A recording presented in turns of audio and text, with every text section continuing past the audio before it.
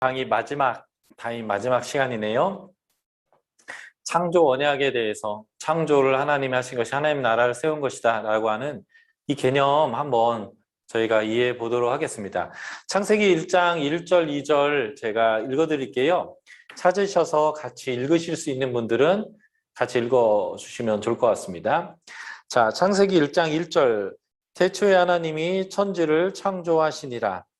땅이 혼돈하고 공허하며 흑암이 깊음 위에 있고 하나님의 영은 수면 위에 운행하시니라.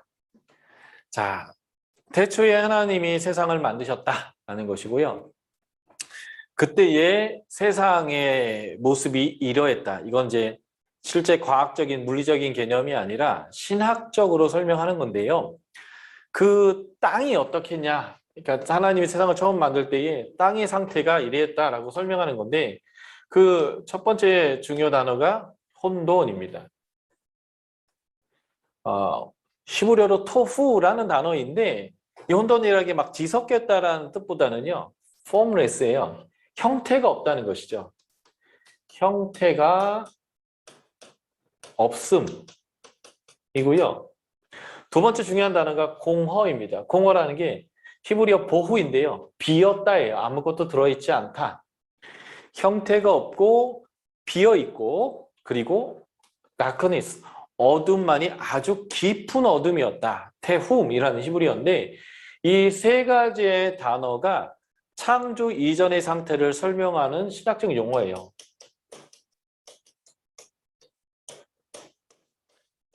결국 창조라는 것은 혼돈과 공허와 흑암에 하나님의 통치가 들어와서 거기에 질서가 자리 잡히는 거예요.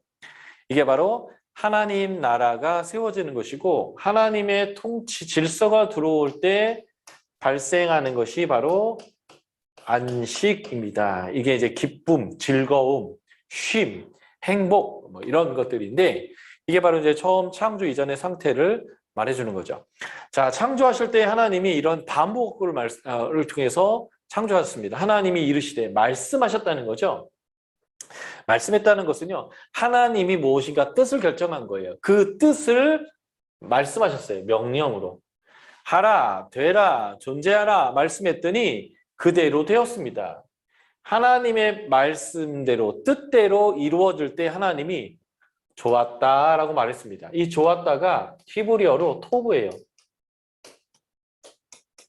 굿입니다. 굿, 선하다, 옳다 이런 뜻이거든요.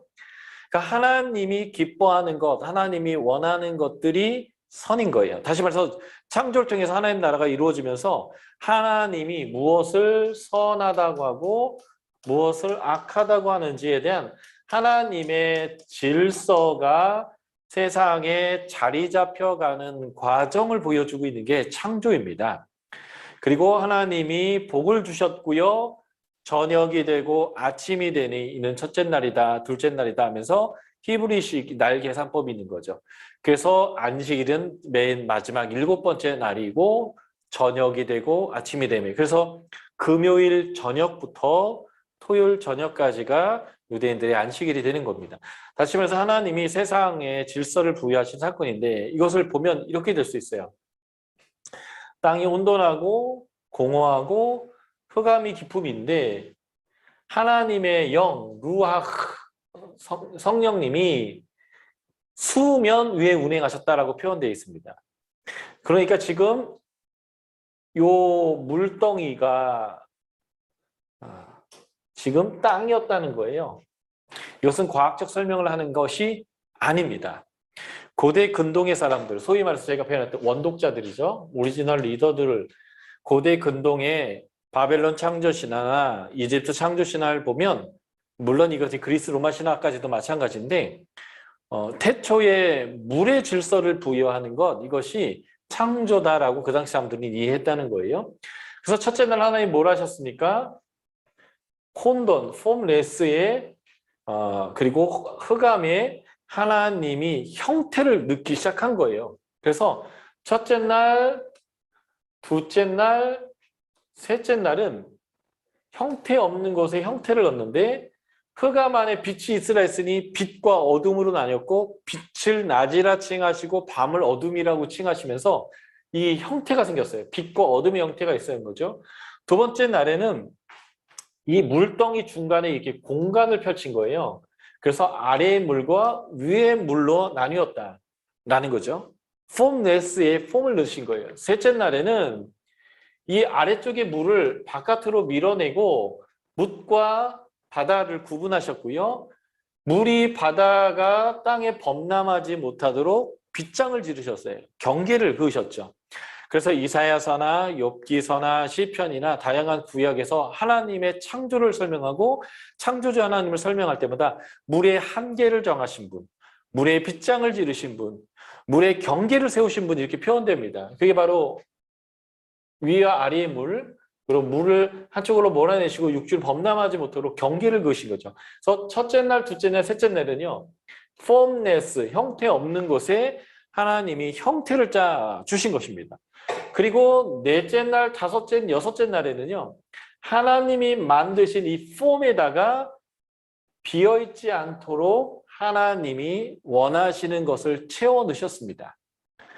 자, 그래서 낮을 주관하는 해와 밤을 주관하는 달, 별 같은 거를 만드셔서 이 공간에 채워 넣으셨죠. 이럴 때 뭐가 생겼을까요? 일월성시라고 하는 주기가 생겨나게 됐습니다. 질서가 생긴 거죠. 그리고 다섯째 날에는 이 윗물과 아랫물에 하나님이 새와 물고기를 만들어서 채워 넣으셨어요. 그리고 생육하고 번성하라고 복을 주셨고 그것이 선하다라고 말씀하셨죠. 그래서 이 만든 공간에 하나님이 채워 넣으신 거고요. 여섯째 날에는 하나님이 만들었던 이 뭇, 땅이라 칭하셨던 곳에 사람과 짐승을 만들어서 그 안에 채워 넣으시고 사람과 언약을 맺었는데 이것이 창조 언약 안에 담겨 있는 아담 언약이에요. 아담이라는 게 첫 인류의 남자라는 의미보다는 휴먼 빙, 살아있는 하나님, 사람이라는 의미로의 아담으로 보시면 되겠고요. 그래서 하나님이 제7에 안식하셨는데 이 제7에 안식하신 이것이 구원을 의미한다는 거예요. 구원이란 하나님의 안식이 우리 가운데 자리 잡는 것입니다. 자, 이것을 무엇으로 표현할 수 있냐면요. 하나님이 자연 만물을 하나님의 성소로, 하나님이 거하시는 장소로 만든 것입니다. 자, 이사야서 66장 1절을 한번 우리가 읽어보도록 하겠습니다. 이사야서 66장 1절. 새하늘과 새 땅에 대한 이야기를 65장에서 얘기하시고 그 연속되는 내용 안에서 66장 1절 제가 읽어드릴게요. 여호와께서 이와 같이 말씀하시되 하늘은 나의 보좌요. 하나님 안은 의자예요. 땅은 나의 발판이니 너희가 나를 위하여 무슨 집을 지으랴. 우리가 성전을 지을 필요가 없다는 거예요. 왜냐하면 자연 만물이 원래 하나님의 성전이었다는 것이죠. 그래서 이 자연 만물은 하나님이 왕으로 좌정하시는 의자와 발판의 역할을 하는 하나님의 성소입니다. 그리고 결국 이 창조의 사건은 하나님의 나라가 세워진 사건입니다. The Kingdom of God. 하나님의 나라가 세워진 거예요. 이게 첫 창조의 의미입니다. 그래서 이 하나님의 나라에 3요소가 있어요. 우리는 사회 시간에 배운 게 있죠. 세상에서 나라가 세워지려면 3가지가 있어야 돼요. 첫째, 영토가 있어야 되고, 두 번째, 국민이 있어야 되고, 세 번째, 주권이 있어야 된다는 거죠. 이거는 세상 나라의 의미고요. 또 이 세상 나라에서 주권은 누구에게 있어요? 주권은 국민으로부터 나오게 되어 있잖아요. 이 나라와는 다른 하나님의 나라를 우리는 얘기하는 거예요. 이 하나님의 나라의 3요소는 이것입니다. 첫 번째, 하나님의 임재입니다. 하나님이 거기 계셔야 돼요. 이게 제일 중요합니다. 하나님이 왕으로 통치하시는 것. 이게 두 번째입니다. 임재, 통치. 그리고 세 번째가 안식입니다. 이게 이제 창조의 목적이죠. 이게 하나님 나라의 3요소예요.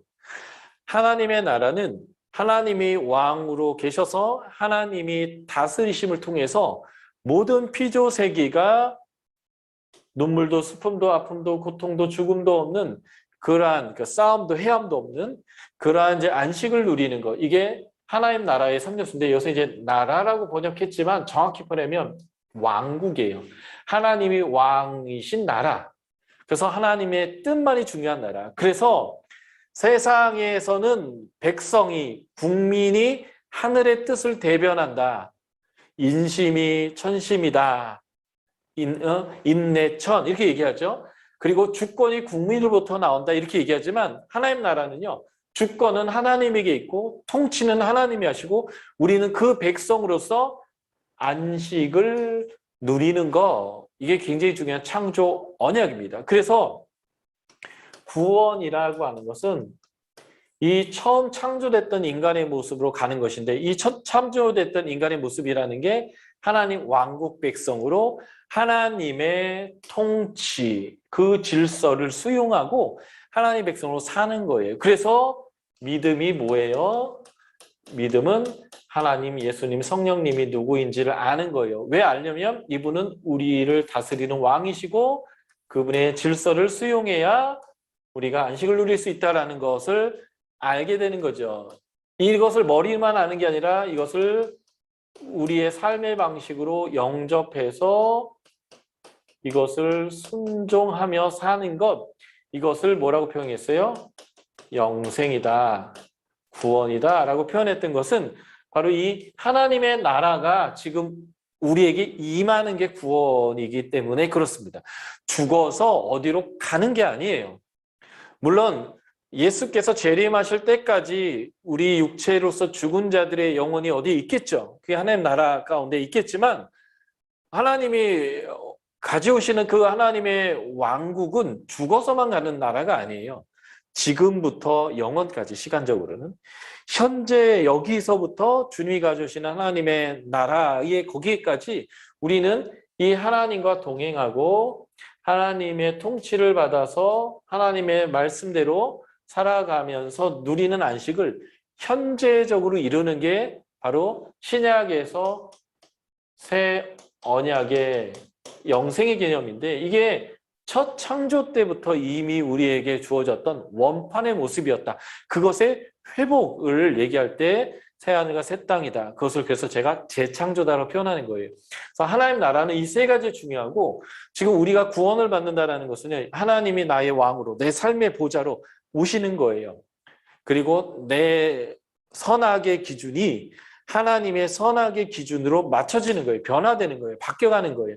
그 바뀌는 만큼 우리의 삶에 평안이 오고 안식이 들어옵니다. 이것을 요한복음에서는 세상이 줄 수 없는 평안이라고 표현했어요. 그것은요. 내 것을 버리고 내가 주인 되는 것을 버리고 하나님이 주인 되도록 내 삶을 계속 바꿔가야 되는 거예요. 그것을 믿음이라고 표현했던 겁니다.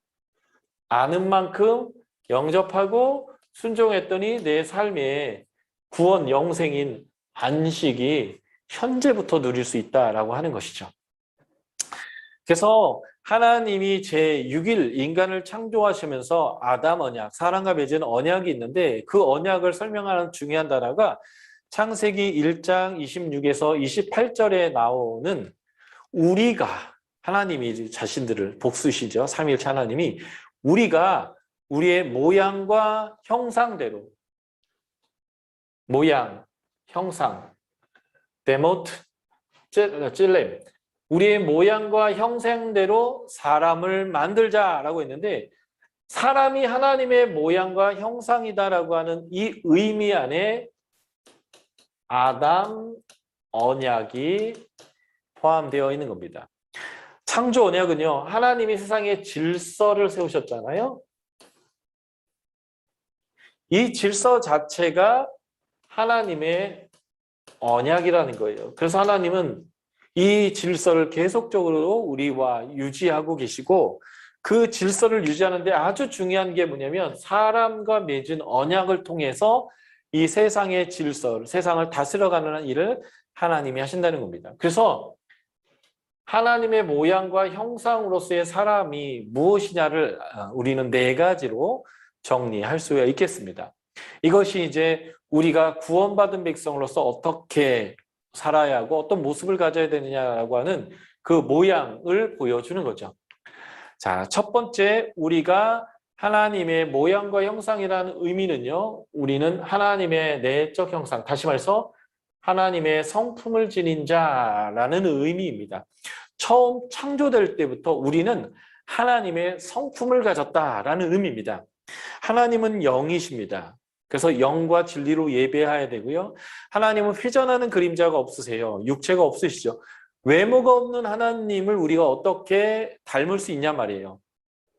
하나님의 모양이다, 형상이다라는 의미는 닮았다 이거든요. 그러면 외모가 없는 하나님을 어떻게 닮느냐? 외모를 닮는 게 아니라 하나님의 성품을 닮았다라는 뜻입니다. 자, 이 신약의 구절을 가지고 제가 이것을 증명해 보도록 하겠습니다.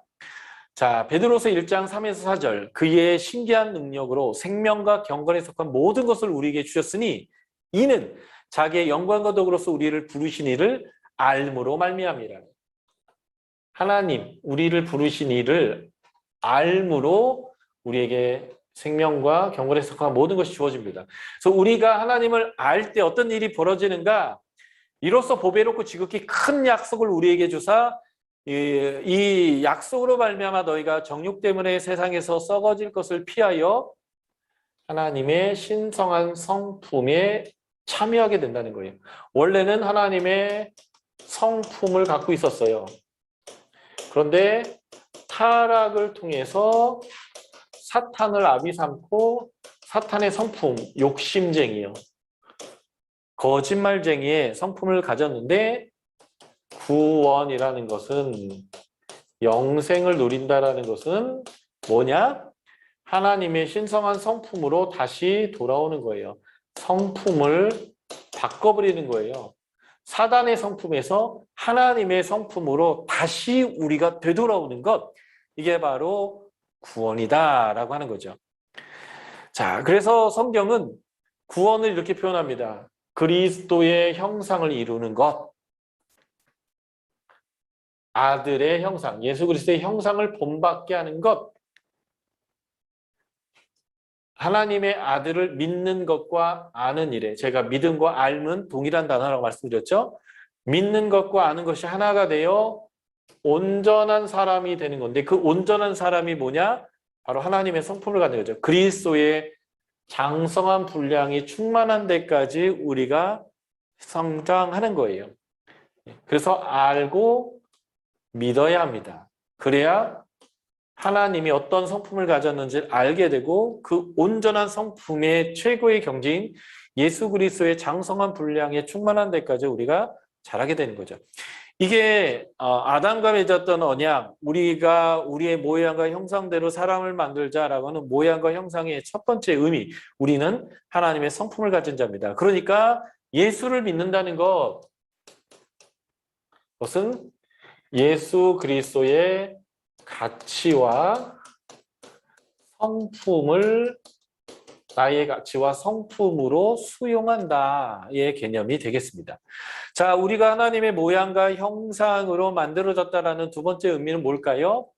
우리는 하나님의 아버지고 우리는 그의 자녀라는 거예요. 우리는 하나님의 자녀다라는 것입니다.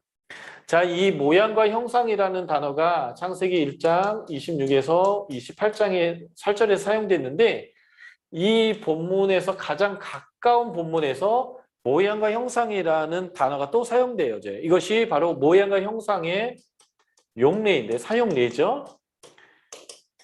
모양과 형상은 어떤 용례로 사용되어지는가? 창세기 5장 3절을 제가 여러분들에게 읽어드리도록 하겠습니다.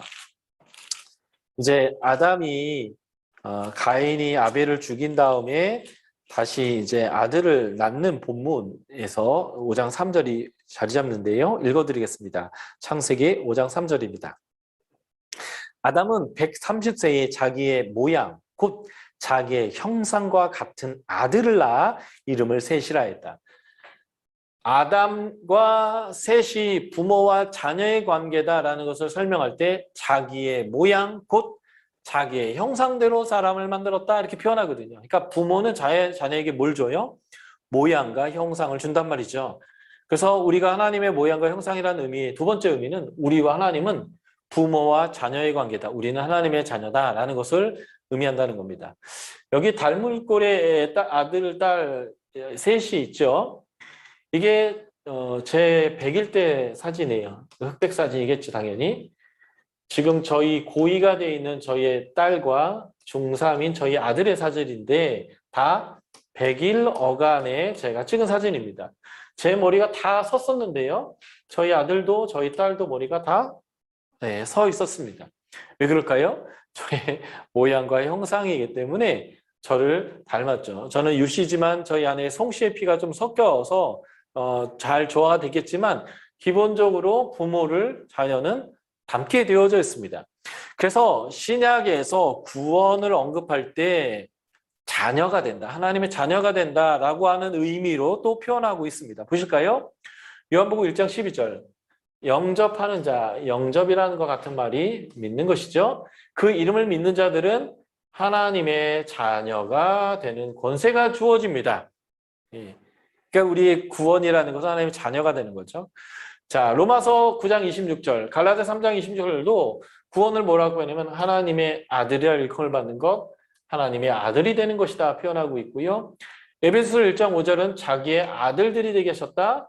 계시록 21장 7절을 보면 상속을 받는데 부모가 자녀에게 주는 게 상속이죠. 그는 내 아들이 되리라. 자녀이기 때문에 우리가 상속을 받게 된다라는 거예요. 그래서 우리가 하나님의 모양과 형상대로 만들어졌다는 것은 우리의 신분을 뜻해요. 우리는 하나님의 존귀한 자녀다라고 하는 거죠. 자, 우리가 하나님의 모양과 형상이다라고 하는 의미 세 번째는 우리가 하나님의 청지기라는 것인데요. 이 청지기가 그냥 청지기가 아니라 하나님의 주권을 사용하는 청지기입니다. 하나님과 함께 세상을 다스리는 동력자다라는 거예요. 하나님과 함께 일하는 자다라는 거죠. 그래서 이것을 잘 보여주는 게 창세기 1장 26, 28절. 정복해라, 다스려라 라는 것입니다. 그런데 우리가 세상을 정복하는 다스리는 방법이 있어요. 그 방법이 창세기 2장 15절에서 표현되는데 경작하고 지키는 겁니다. 경작은 농사고요. 지킨다는 것은 보존한다라는 의미거든요. 하나님이 우리에게 주신 권세로 섬기는 게 경작입니다. 농부이고 땅이 있습니다. 땅이 농부를 섬기는 게 아니라 농부가 땅을 갈아엎어주고 땅에 물을 대주고 땅에 있는 잡초를 뽑아주고 땅을 계속 섬겨주면 땅이 제 역할을 해서 소산을 내게 하는 거. 이게 농사잖아요. 그래서 세상을 정복하고 다스리는 태초의 방법은 뭐냐면 섬김으로 다스리는 것입니다. 이 섬김으로 다스림을 하는 것에 가장 확실한 실습의 현장이 있는데 그것이 가정에서 부모가 정복하고 다스리는데 자녀를 섬기죠. 자녀들은 부모가 갑이고 그래서 자기가 을이기 때문에 내가 하고 싶은 오락, 내가 하고 싶은 이런 많은 것들을 부모가 못하게 한다라고 생각해요. 그래서 부모가 갑이라고 생각하지만 실제적으로는 자녀가 갑이고 부모가 을이죠. 부모가 수고하고 노력해서 번 돈으로 다 그 녀석이 다 먹어치우고 그 녀석 교육하는데 그 녀석 입히는데 다 사용하잖아요. 그리고 그것을 더 해주고 싶어서 더 열심히 일하잖아요. 부모는 권위를 갖지만 그 권위를 가지고 섬김을 통해서 그 아이를 다스리고 그 아이가 하나님이 창조하였던 그 모양대로 하나님의 모델대로 그 아이가 잘 자라도록 지켜주는 경작하며 지키는 섬김으로 다스리는 삶을 사는 게 부모의 역할입니다. 그런데 타락한 가정에서의 부모가 섬김은 없고 권위만 내세우는 경우가 발생하긴 하지만 회복된 교회 공동체 안에 속해서 하나님을 알아가는 사람들이 부모가 됐을 때는 이 섬김으로 다스리는 가정의 회복이 일어나게 됩니다. 물론 남편이 아내를 다스릴 때도 섬김으로 다스려요. 권위자는 피권위자를 섬김으로 그가 행복하도록 다스려주는 그 하나님의 안식을 위한 창조의 일에 참여하는 것, 이게 바로 우리가 하나님의 모양과 형상으로 만들어졌다라는 의미입니다. 정리하면 이런 거예요. 우리가 하나님의 성품이라고 하는 방법과 하나님의 자녀라고 하는 신분을 가지고 하나님과 함께 동역하는 자로 우리는 만들어졌다. 그래서 우리는 하나님의 주권을 사용하는 사람들입니다. 그래서 그 하나님의 주권을 사용했던 첫 케이스가 뭐예요? 창세기 2장 19절 짐승의 이름을 지었다는 겁니다. 주인이 하는 일이에요. 부모가 아이를 낳게 되면 그 부모 또는 그 부모의 부모들, 가족들이 이 아이의 양육권자들인데 그 주권자들이 이 아이에게 이름을 부여합니다. 통치자라는 의미예요. 이름을 부여한다는 것은 통치자의 의미인데 하나님이 그래서 빛을 만드시고 빛을 낮이라 칭하시고 밤을 어둠이라 칭하셨고요. 물과 물 사이에 공간을 만드시고 위에 있는 물을 궁창이라고 표현하고 아래에 있는 물을 바다다라고 하나님께서 칭하셨고 제3일은 물을 밀어내시고 드러난 묻을 하나님이 땅이라고 칭하셨어요. 주인이니까 그렇게 이름을 부였던 것처럼 인간이 세상을 향한 통치권을 활용하고 실행해 보도록 처음 했던 케이스가 바로 이름을 지었던 케이스가 된다는 것입니다. 우리는 하나님의 모양과 형상의 세 번째 의미, 우리는 주권적 청직이다라고 하는 거예요. 자, 우리가 하나님의 모양과 형상이라는 의미 네 번째를 한번 살펴보도록 하겠습니다. 그것은 성령의 사람입니다. 이게 제일 중요해요. 하나님이 사람을 흙으로 지으셨습니다. 물론 짐승도 흙으로 지었어요. 그런데 짐승과 사람의 창조의 차이는 그 코에 하나님의 생기를 불어넣으셨다라고 하는 것입니다. 이 생기가 바로 성령님을 불어넣으신 거예요.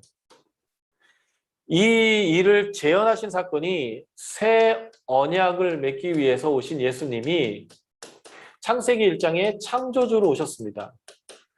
요한복음 1장을 보시면 태초에 말씀이 계시니라. 이 말씀이 하나님과 함께 계셨고 이 말씀이 하나님이시다. 이 예수님을 창조주로 이 창세기 1장을 묘사하는 거예요. 그 이 예수님은 생명이 있다. 그리고 이분은 세상의 빛이시다. 그래서 요한복음 1장은 예수님을 창조주로 표현하는데 이 창조주 예수님이 십자가, 이게 바로 하나님의 섬김으로 다스리시는 거예요. 죄는 우리가 졌는데 하나님이 책임지신 거죠. 이 십자가를 지으시고 부활하신 다음에 그 부활하신 첫날 요한복음 20장에 예수님이 제자들에게 나타나셔서 했던 아주 재미있는 행동이 있어요. 부활하신 육체로 문도 열지 않고 쑥 들어오셔서 평강이 있을지어다 말하시면서 아버지가 나를 보낸 것처럼 내가 너희를 보내겠다. 처음 하나님이 인간을 만드시고 주권적 청지기를 삼았던 것처럼 예수 그리스도가 십자가를 통해서 하나님 나라를 다시 회복하는 섬김의 다스림을 주시고 부활하신 다음에 제자들을 다시 한번 이 주권적 청지기로 파송하는데 그때 예수님이 이런 행동을 하셨어요. 숨을 내쉬며 가라사대 성령을 받아라. 이게 창세기 2장 7절에 하나님이 첫 에덴 동산에서 인간을 창조하셨던 그 모습을 재현하시는 사건입니다. 그러므로 우리가 이 성령을 받아야 하나님의 사람이 되는 거죠. 그래서 이 성령의 사람이 될 때 이 모양, 하나님의 모양과 형상이라고 하는 것의 첫 번째부터 세 번째의 의미가 살아나게 됩니다. 구원이란 요한복음의 니고데모와 예수님의 대화에 봤더니 거듭난 자가 되는 건데 이것을 성령으로 나는 거다. 니고데모가 내가 이렇게 늙었는데 엄마 뱃속에 들어갔다 나와야 됩니까? 라고 할 때 육으로 난 건 육이고 영으로 난 것은 영이다. 그래서 성령으로 난 것이 거듭난 거야. 구원이란 성령을 통해서 완전히 새로운 존재가 되는 거야 라고 말씀하셨단 말이에요. 그래서 성령의 사람이 되면 하나님의 모양과 형상을 회복하게 되는 것입니다. 자, 성령의 사람 특징 첫 번째, 하나님의 성품을 회복합니다. 갈라디아서 5장 16에서 17절 보면 육체의 욕심을 이루지 아니하는 방법이 있는데 그게 바로 성령을 따라 행할 때 이루어지는 거예요. 그래서 성령을 따라 행하면 육체의 욕심을 이루지 않고요. 율법이 필요 없습니다. 하나님 나라를 유업으로 받지 못하는 육체의 일, 15가지를 말해요. 이 육체의 일을 하지 않고요. 성령의 열매를 맺게 되는데 이게 바로 하나님의 성품입니다. 9가지를 얘기했는데요. 사랑과 희락과 화평과 오래 참음과 자비와 양성과 충성과 온유와 절제라고 하는 하나님의 성품을 회복하게 됩니다. 그래서 성령의 사람이 되는 게 그래서 제일 중요해요. 자, 하나님의 성령의 사람의 특징, 하나님의 성품을 회복하는데요. 그리스도의 사람이 됩니다. 로마서 8장 9절.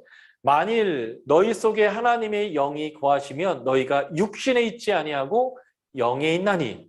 누구든지 그리스도의 영이 없으면, 그리스도의 영이 없으면 그리스도의 사람이 아니다. 우리가 그리스도의 사람이 되려면 그리스도의 영이 필요한데 그리스도의 영이 뭐예요? 성령님입니다. 성령님이 있어야 그리스도의 사람이 되는 거예요. 자, 성령의 사람이 되면 부르심에 합당한 삶을 살게 됩니다. 에베소서 1장부터 3장은 하나님 이 예수 그리스도 안에서 성령을 통해서 하신 일, 우리에게 주신 복, 성도의 정체성에 대해서 얘기하고 있고요. 4장부터 6장은 이 정체성에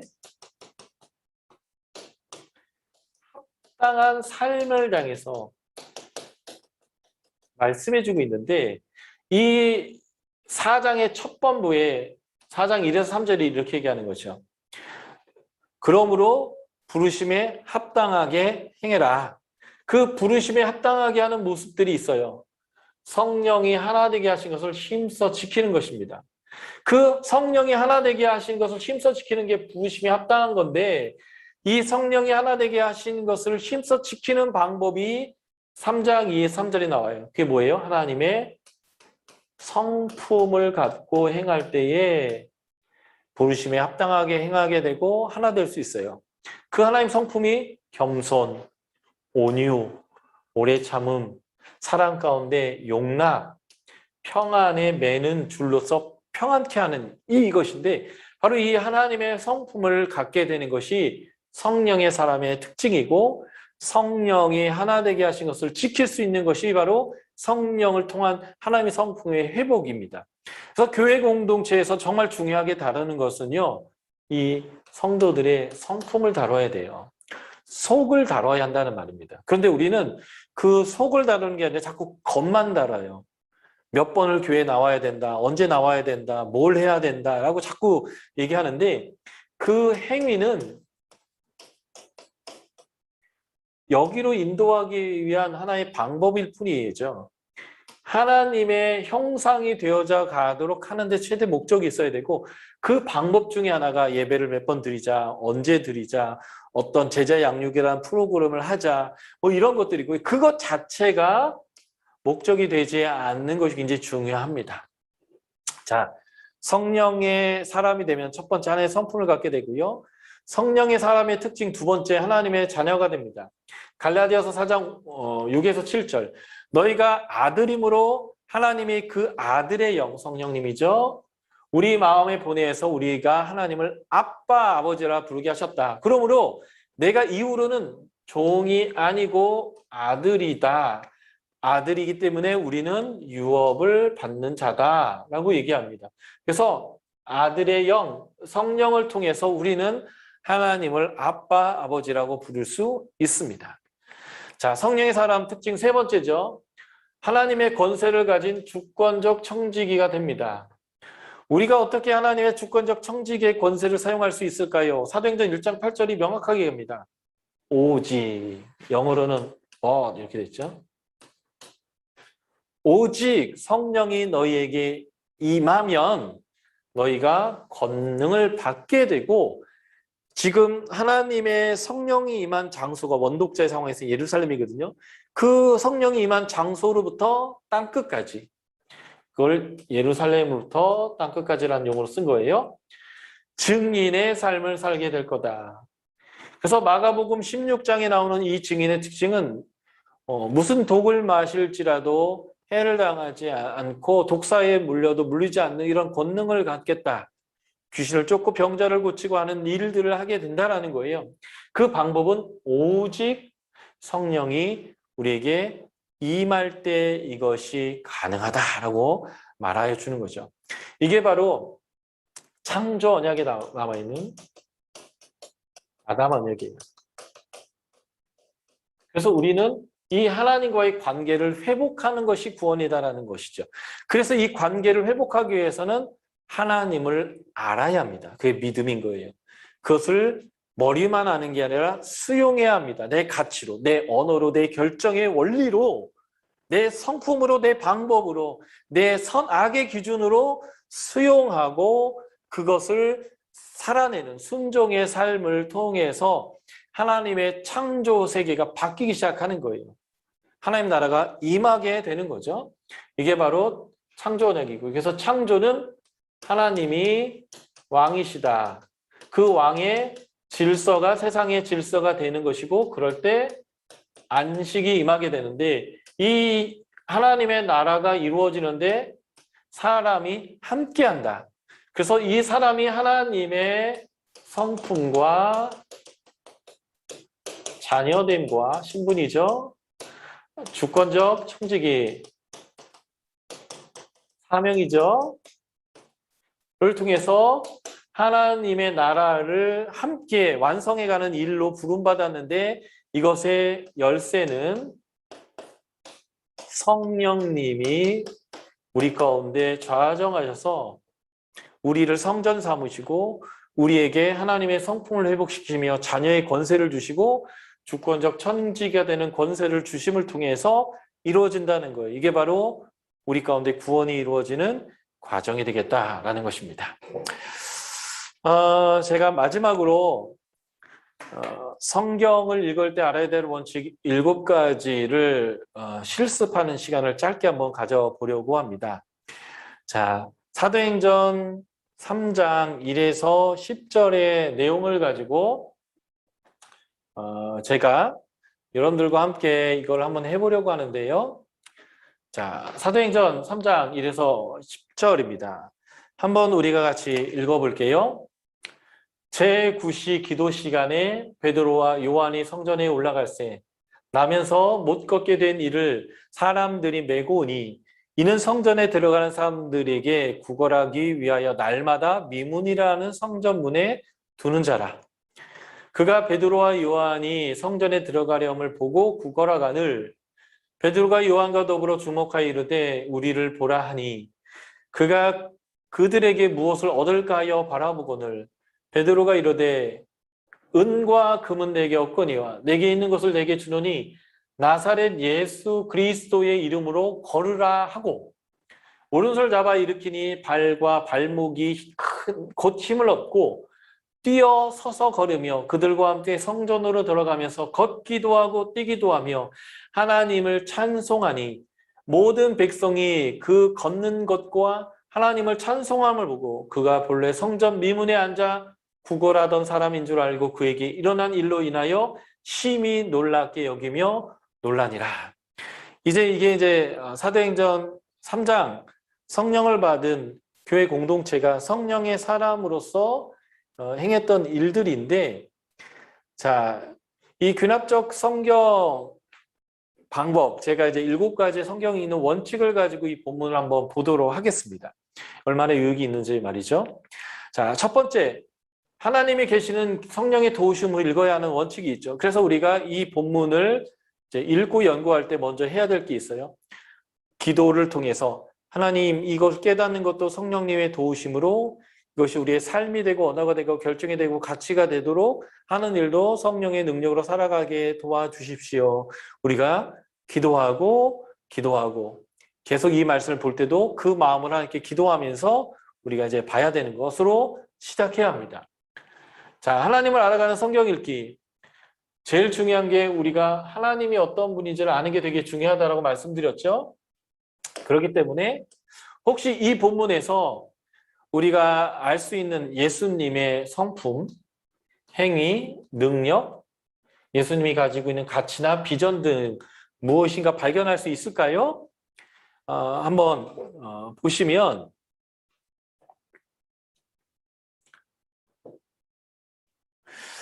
자, 이 본문에서 베드로와 요한이 기적을 이룬 내용이기 때문에 예수님이 직접 언급되지 않지만 여기 보시면 나사렛 예수 그리스도의 이름으로 일어나 걸으라 라고 말하고 있죠.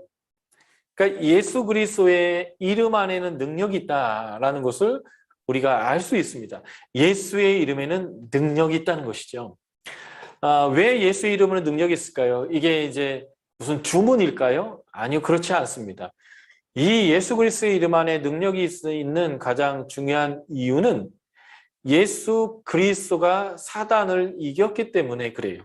그래서 사단이 역사하는 곳에 예수 그리스도의 이름이라는 것은 예수 그리스도가 여기에 통치하시고 너는 여기에서 아무 능력도 없다라는 것을 선언하는 것이기 때문에 능력이 있는 것인데, 그래서 예수님이 우리에게 기도할 때 요한복음 14장부터 14, 15, 16장이 다락방 강화라고 해서 예수님이 십자가에 잡혀 죽으시기 위해서 잡히시기 전날 밤 제자들과 성만찬을 하면서 가르쳤던 내용이에요. 그 다락방의 내용은 요한복음 13장부터 17장의 내용이지만 5장인데 그 안에 14, 15, 16장이 다락방 강화인데 14장에 보면 예수님이 14장 13절부터 15절 이렇게 보시면 너희가 나보다 더 큰 일을 할 거다. 그래서 누구든지 내 이름으로 기도하면 내가 응답하겠다라고 하는 약속을 주님이 하셨어요. 그래서 예수님이 부활하시고 승리하신 이후부터 우리는 예수 그리스도의 이름으로 기도한다면 예수 그리스도가 한 일보다 더 큰 일을 하게 됩니다. 왜냐하면 예수님의 약속이기 때문에 그렇고요. 그 이후에 예수님이 뭘 약속했을까요? 보혜사 성령님을 약속해 주셨습니다. 그래서 예수님의 보혜사 성령과 함께 예수의 이름으로 우리가 이길 수 있는 거죠. 이 본문에서 우리가 예수님에서 무엇을 알 수 있는가? 예수님은 권세 있는 분이시다.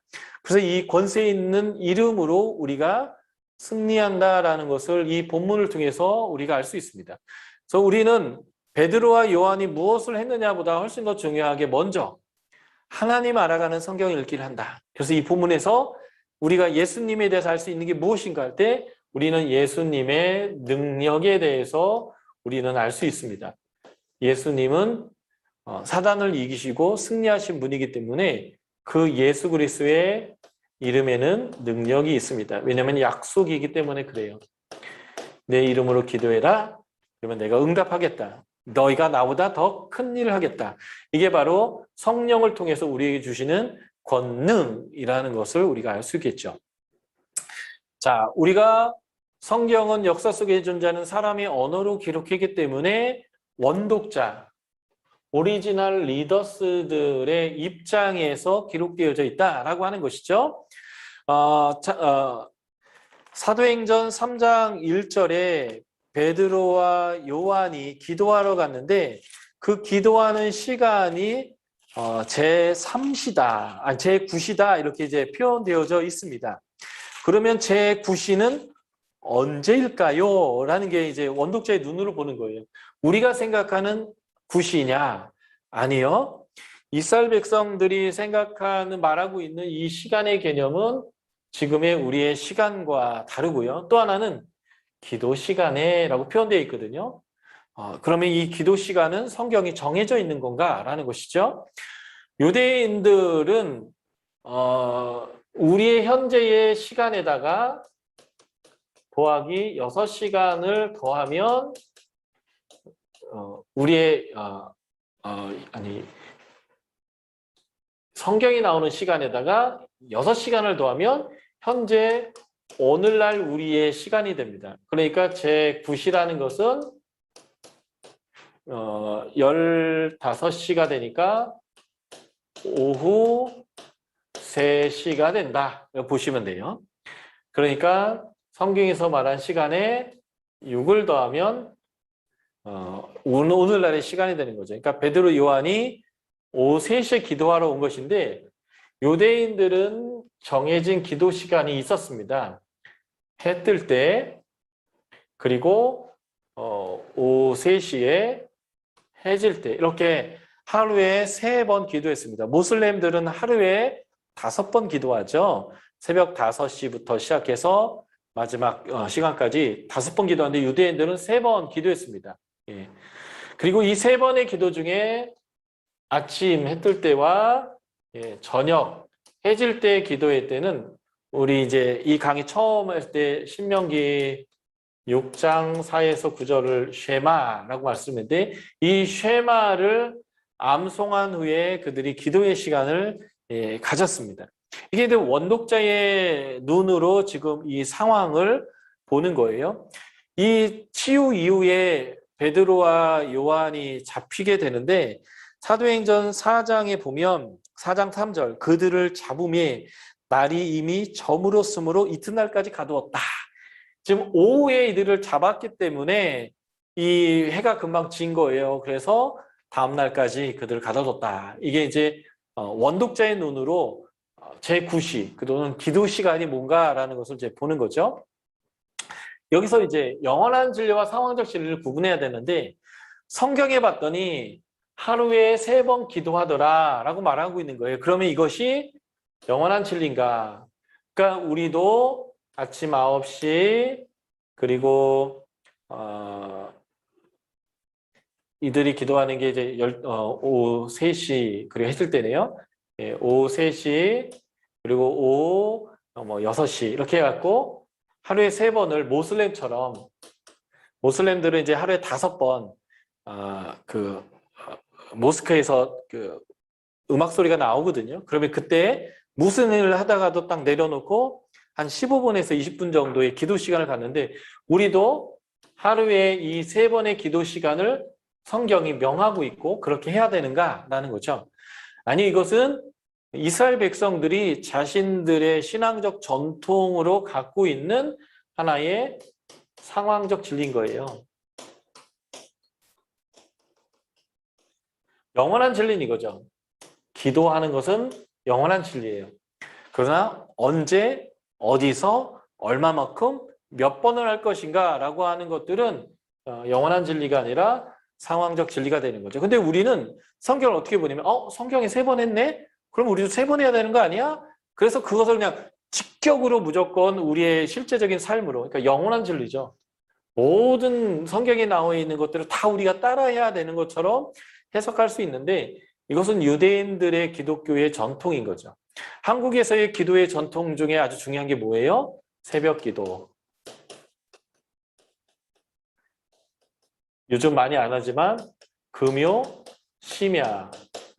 심야지만 뭐 옛날엔 철야였죠. 아예 막 밤새 기도하고 뭐 이런 전통들인데 이런 것들이 선교사가 선교회지 나가서 교회를 세울 때도 무조건 해야만 하는 건가? 아니 이거는 한국식인 거예요. 해도 되지만 이렇게 해야 성경적이다라고 이것처럼 이 3번의 기도하는 것도 영원한 진리는 아닌 거죠. 것들도 우리가 이제 성경 해석에서 좀 주의해야 됩니다. 자, 원독자의 눈으로부터 성경 읽기인데요. 이 나면서부터 못 걷게 된 이라는 용어가 나옵니다. 이 말이 우리에게는 어떻게 들릴지 모르지만 유대인들에겐 이 말은요. 요한복음 9장 1, 2절을 근거로 한다면 죄인이란 뜻입니다. 예수님이 이제 소경을 고치게 되는데 유대인들이 그래서 이 자가 소경이 된 게 아버지 죄냐 본인 죄냐라고 묻거든요. 왜 그러냐면 율법에 보면 불순종하면 저주를 언약인데 지금 나면서부터 못 걷는다라는 것은 복의 상황입니까? 저주의 상황입니까? 이거는 저주의 상황이잖아요. 그러니까 나면서부터 못 걷는 거 이런 것들을 뭐라고 표현하면 죄인이다라고 생각하는 거예요. 그러니까 지금 원도익자의 눈으로 성경이 있는다는 것은 죄 있는데 그가 성전에서 구걸한다는 거예요. 자, 그러면 그가 성전 미문에서 국어를 하는데 성전 미문은 어디일까요? 성전은 사방으로 문이 나 있어요. 그 문 중에 어느 문인지 우리는 원독자가 아니니까 잘 모르겠죠. 그러면 여러분들이 구글이나 네이버에 검색해도 다 어딘지가 나와요. 근데 이런 것들을 아는 게 굉장히 중요합니다. 이게 이제 헤롯 성전이에요. 지금 이 정면이 동쪽, 겟세마네 동산 또는 예수님이 승천하신 그 산에서 바라본 성전인데, 그래서 여기 성전 문이 동쪽을 향해 있는 거예요. 동, 서, 남, 북 이렇게 되어 있는데 이게 이제 헤롯 성전입니다. 예. 이 헤롯 성전에서 지금은 동쪽에서 봤는데 이쪽 남쪽 쪽에서 예, 바라보는 걸로 한번 보시면 여기가 남쪽이에요. 여기 문이 두 개 있는데 이게 바로 미문입니다. 사도행전 오순절 성령 강림 때 제자들이 방언하고 예언할 때 여기 뛰쳐나와서 각 나라 말로 방언하고 예언해서 사람들이 하나님의 예언을 듣게 된 내용인데요. 이 미문으로 들어가게 되면 여기 이제 문이 있는데 이 문으로 나오게 되는 거예요. 그게 요 문입니다. 그러면 여기가 이방인의 뜰이겠죠. 여기가 이방인의 뜰이에요. 그리고 요게 이제 헤롯이 스룹바벨 성전을 해체하고 8배 다시 크게 만든 건데요. 이게 헤롯 성전입니다. 요 아래 요 부분이 여인의 뜰이고요. 여기가 이스라엘 뜰이고 요 문을 들어갈 수 있는 거는 이제 레위인 제사장만이 들어갈 수 있는 문인데 이게 이제 실제 솔로몬 성전이고요. 솔로몬 성전보다 훨씬 더 크게 확대해서 만들어 놓은 게 헤롯 성전입니다. 그 헤롯 성전으로 들어가는 그 정면에 있는 것이 바로 이제 미문이다라는 것이고요. 제가 이제 원독자의 상황들을 알기 위해서는 열린다 성경이나 이런 책들을 읽으라고 말씀드렸었잖아요. 여러분들이 이제 유튜브에 열린다 성경 이렇게 치시면 그 류모세님 저자께서 자기 책의 내용을 가지고 아주 친절하고 재미있게 성전에 대해서 절기에 대해서 다 설명하고 계신데 특별히 열린다 성경 39로 검색하시면 베드로와 요한이 안진뱅이를 고친 미문이 어딜까요? 라는 제목으로 절기편 설명을 아주 재밌게 하시더라고요. 그래서 오늘 제가 이 강의하기 전에 한번 잘해볼까 라고 이제 쳐봤더니 아주 이게 나오더라고요. 그래서 여러분들이 요즘 공부하기 참 좋은 시절이고 좋은 자료들이 너무 많습니다. 그래서 원독자의 눈으로 그 본문들을 볼 수 있는 자료들이 유튜브부터 뭐 많은 자료들이 있으니까요. 부지런히 좀 그런 것들을 찾아보실 필요가 있겠습니다. 자, 다시 정리하자면 나면서 못 걷게 되니는 죄인이다라는 거고요. 죄인이 성전의 남쪽 출입구, 백성들이 왔다 갔다 하는 제일 중요한 출입구에 앉아서 그가 국어를 했습니다. 자, 왜 성전에서 그가 국어를 했을까요? 성전은 어떤 곳인가? 이게 이제 원독자의 눈으로 보는 것인데요. 사무엘하 24장에 보면 다윗의 말년에 다윗이 인구조사를 해서 하나님께 벌을 받습니다. 근데 하나님이 셋 중에 하나 선택하라고 하죠.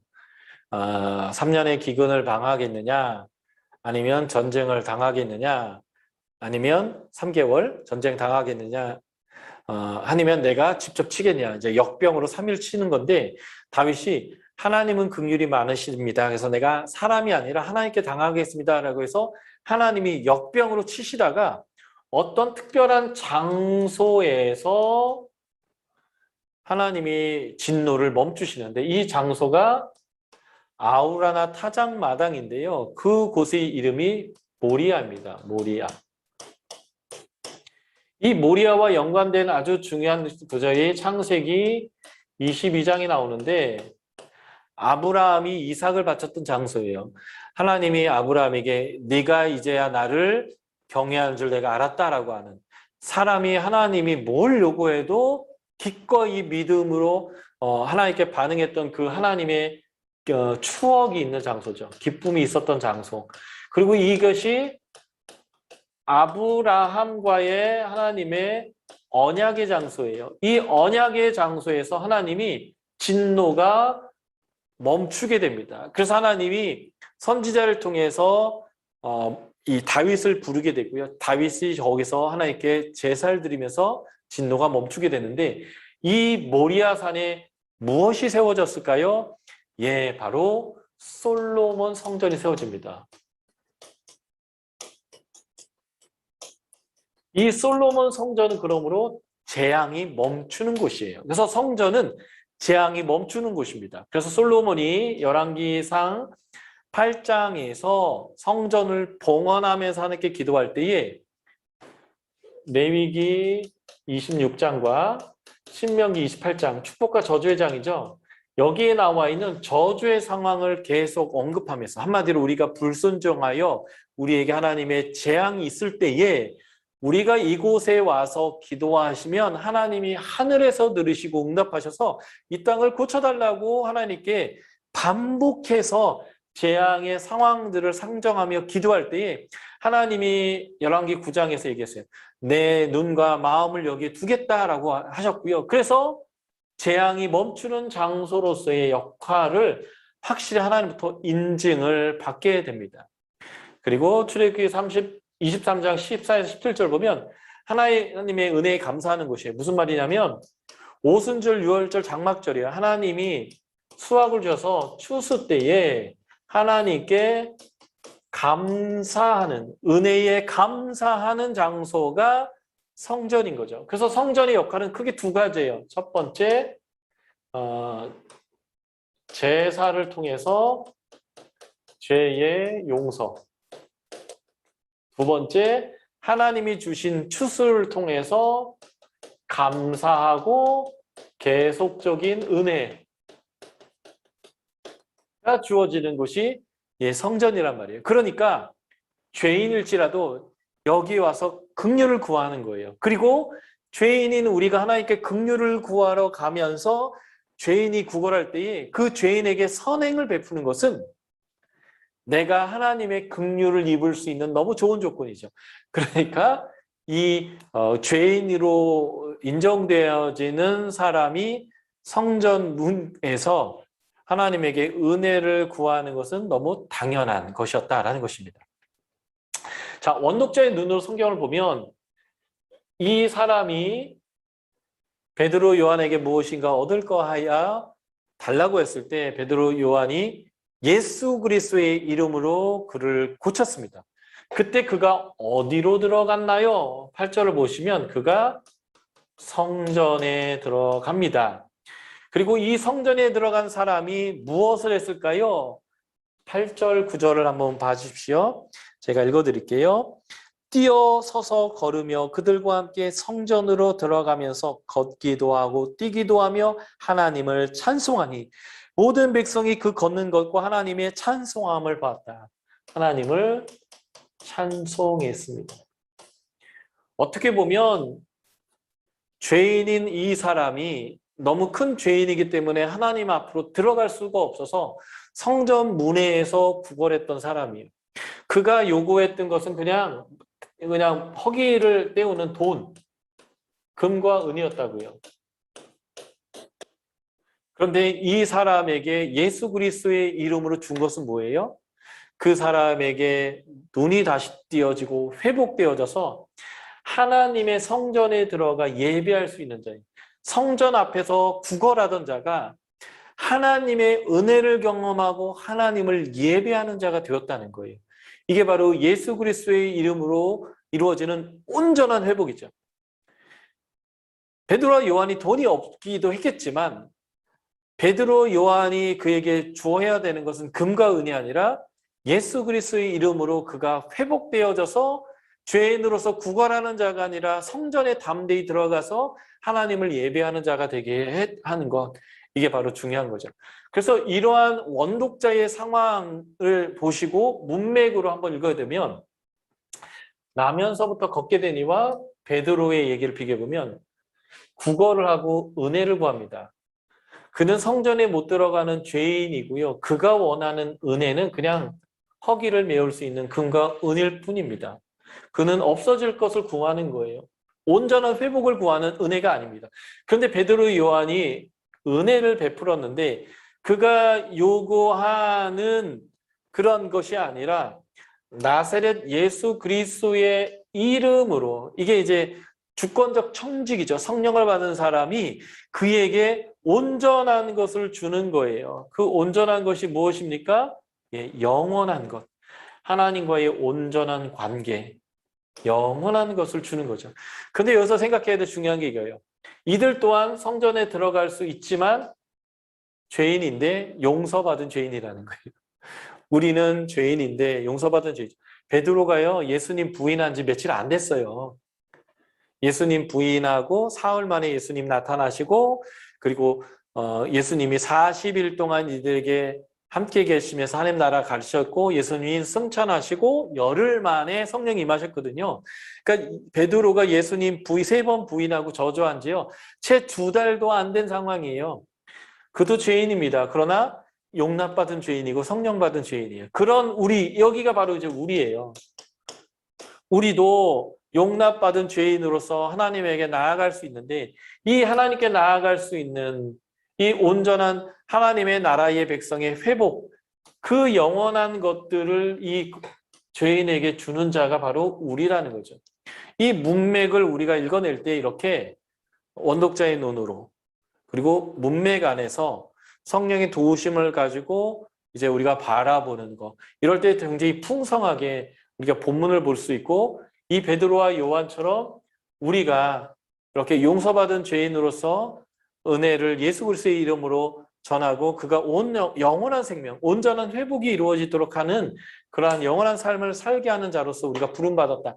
이제 이렇게 이제 성경을 해석하고 적용한다면 훨씬 더 풍성한 거죠. 아, 야, 성령 받으니까 병자도 일으키는구나. 이 정도의 얘기가 아니라 원독자들의 눈에서는 죄인이, 성전에 들어갈 수도 없는 죄인이 하나님과 온전한 관계, 예배 관계로 들어가고 온전한 회복이 일어나도록 했던 성령 받은 자들의 그러한 사역이었다. 우리가 바로 그러한 성령 받은 사역자들로 부름받았고, 그 하나님 나라를 이루는 일을 우리가 부름받아서 베드로와 요한처럼 용서도 받은 죄인으로서 은혜를 베풀어서 하나님의 영원한 생명과 하나님과의 온전한 관계가 죄인들에게도 이루어지도록 하는 부름이 있는 자들로 이 성경이 해석되어졌으면 좋겠습니다. 이게 이제 제가 3주 동안 여러분들에게 나눴던 성경을 읽어야 되는 원칙 7가지를 하나의 본문에 적용한 케이스가 될 것 같고요.